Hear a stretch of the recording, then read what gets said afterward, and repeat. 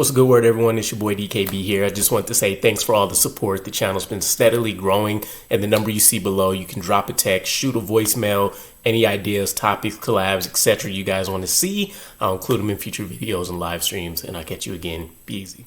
What's a good word, Jets fans? It's your boy DKB here. We have our official list of combine interviews that the New York Jets have completed, as well as a couple that'll be up and coming. But I'm really just intrigued by this whole process. New regime, head coach, GM. I want to see what the thought process looks like, how we maneuver up and down the draft board if that ends up occurring, and really how they play the football strategic part of this entire offseason process, right? I feel like the combine interviews was a lot of smoke and mirrors when it came to Joe Douglas and Robert Saleh. Aaron Glenn, he's one of one unapologetically himself, but I would be intrigued with the combination of Darren Muji if they follow that same kind of suit, which I'm not saying is a bad thing. You don't want to really tip the scales if you can to other teams, but I'm curious if they'll be a little bit more black and white in their approach. And yeah, we'll have to see how that whole thing plays out. But the early list is intriguing to me just because it's tight ends and then everybody else is essentially defense if it's not the intriguing quarterback that we'll talk about here as well. So let's talk about the names that are scheduled to still be completed and knock those out of the way. Texas quarterback Quinn Ewers, the most enigmatic quarterback in this entire class, because he could, when it's all said and done, by the end of his rookie contract even, let's say, be the top quarterback coming out of this draft class, or he can easily be one of the worst decisions by any franchise that's picking him on day one or even in day two, where you would still consider those to be maybe not premium assets, but highly valuable, and where you still expect to be able to find starters. Quinn Ewers, arguably behind what many people would have been calling a generational prospect in Arch Manning for the last, Arch Manning having that label for the last couple years, Quinn Ewers dealing with it, I want to say for the last 2 years, right? The coach has done a great job, I will say, of pointing out that this was Ewers' year. This is him being able to go out and try to completely fulfill his potential.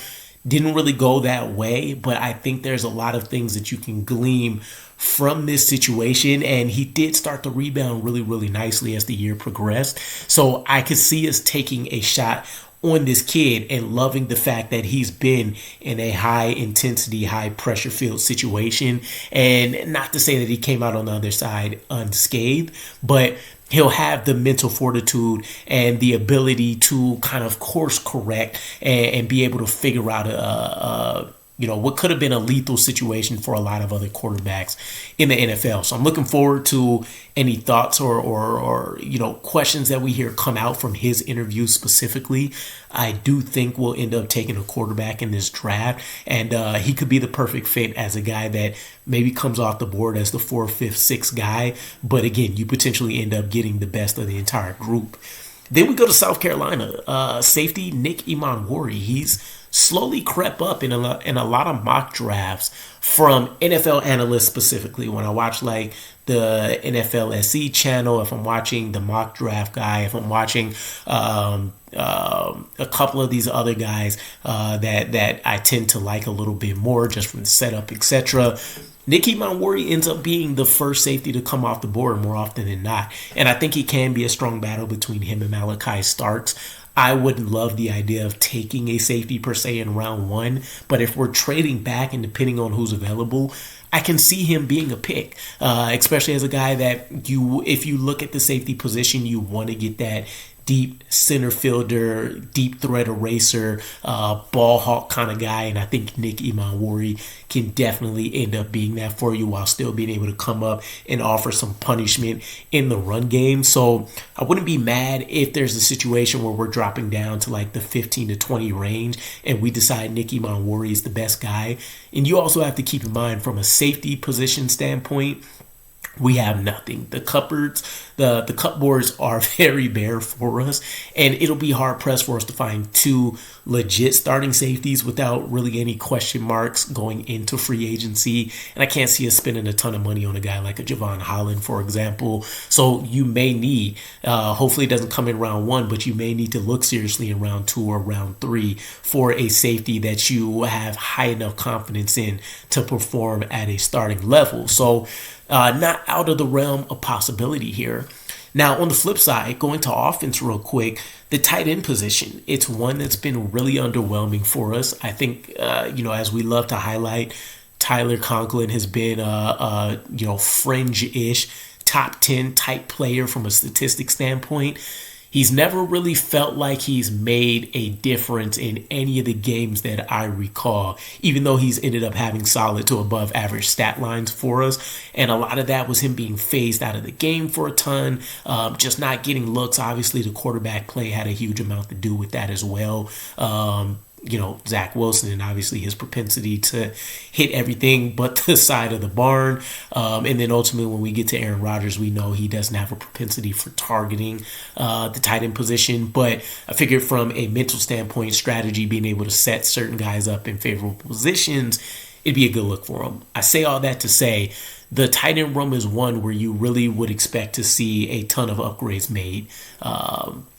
Obviously, having Tanner Engstrand come from Detroit, looking at the room that he had to work with, looking at some of the guys that are coaching tight end for us or have that previous experience, it may be at a premium, especially considering we'll look to, I think Lions ran 12 personnel at the second highest rate in the NFL.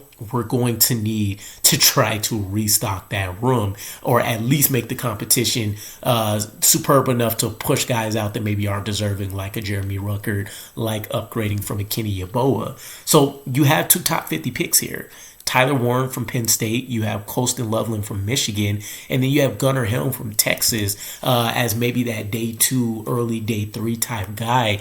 And the Tyler Warren conversation speaks for itself. And Colston Loveland, I can't see being a target at 7, but if you trade back and you still want to try to secure you a starting level tight end, Colston Loveland's definitely a lock. On top of the fact that I heard if you didn't have a Tyler Warren in this class, Colston Loveland would be that, undisputed tight end 1 type guy in a lot of other classes. So you're doing well with either of those picks. When you drop down to a Gunnar Helm, I think it's a huge value pick because a lot of the later options in this draft class, and I haven't really dove into them, but at a high level, I kind of know what's going on.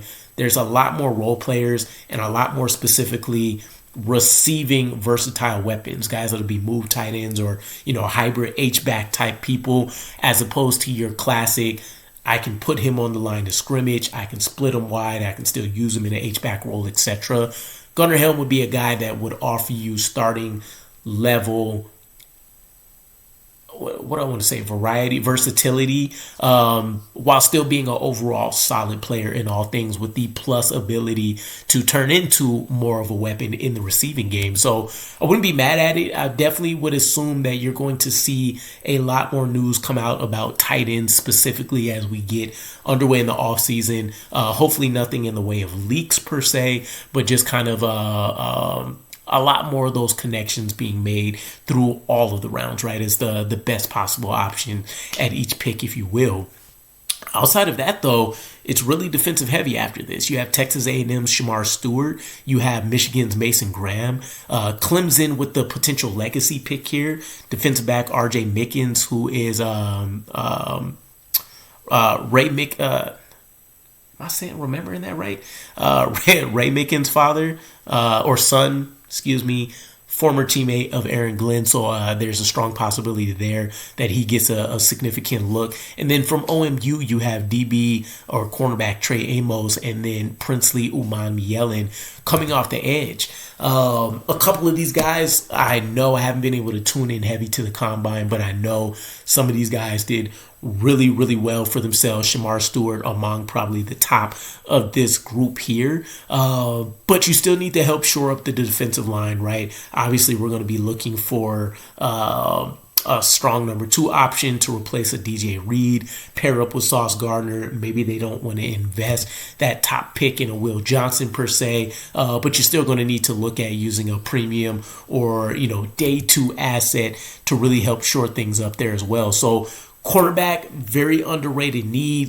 We can't forget that we're also losing Brandon Echols, and there's still going to be question marks with the very minimal usage of somebody like Stiggers, even though I'm pretty high on him. So we'll see how all of it pans out. And again, I'll be more curious just how meaningful this list is, for example, compared to what else we do. We lost some of the early advantage that we would have been able to have. I use advantage loosely, right? But we weren't at Shrine Bowl and East Bowl, so maybe these interviews are a little bit more meaningful, even though we've already heard from Glenn and Muji mentioning that this is more of a temperature check, if you will, right?